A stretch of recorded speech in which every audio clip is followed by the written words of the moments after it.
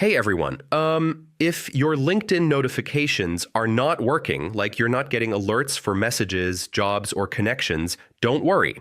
In this video, I'll show you step by step how to fix LinkedIn notification problems in 2026. First, check your LinkedIn notification settings. Sometimes notifications are turned off inside the app without you noticing.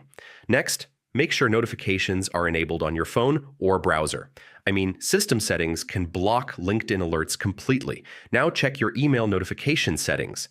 LinkedIn can also send updates through email if enabled. Make sure Do Not Disturb mode is turned off. This can block all notifications from apps. Update your LinkedIn app. Using an outdated version may cause bugs and notification issues. Clear your app cache and restart the app. This can fix small glitches affecting notifications. Finally, check your internet connection and background app settings. Restricted apps may not send notifications properly. So yeah, that's how you fix LinkedIn notification problems in 2026.